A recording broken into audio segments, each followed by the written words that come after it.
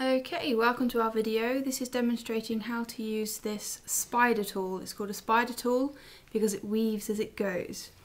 Now we make this tool. You can get it from our website at www.makings.co.uk, and essentially it has a hole at the top and a hole at the bottom.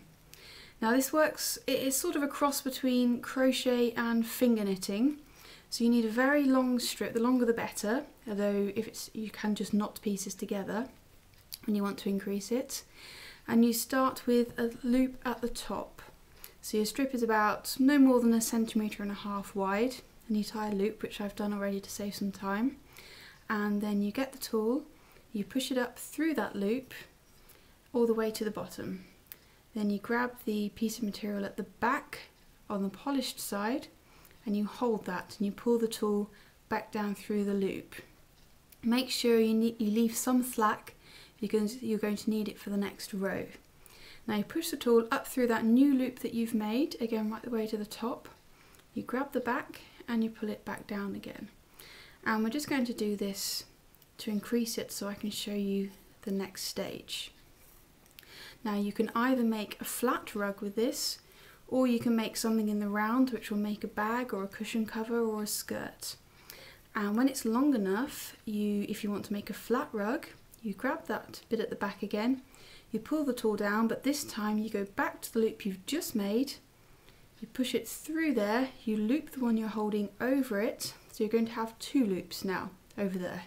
You're always going to have 2 loops now because you're always going to be building on the previous row. So again, you grab the material at the back, you pull it down through both of them, and then you move one to the right and you do the same thing again, and you keep working down. When you get to the end, you just start working back up the row, and that will create a flat rug. If you want to make something in the round, then instead of going back down the row, let me just pull that one back, you push it through the loop, you grab the back, and then you go back to the first loop you made by the knot, the very first loop, you push it up through that one, you grab the back, you pull it down. Now those 2 ends are joined.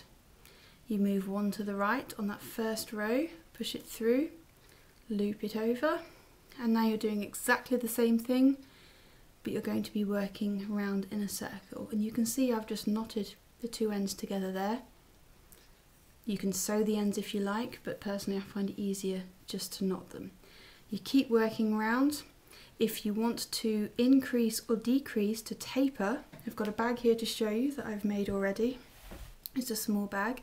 You can see it's tapered in the middle.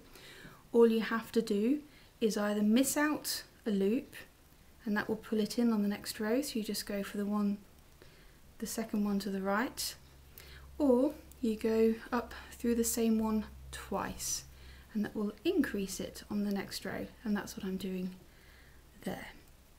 You keep going around. When you've finished, all you need to do is tie a knot in the end to finish it off. Now you can also make a flat rug using hessian with this tool. Now I'm just going to pull it back to the beginning and show you how to do that.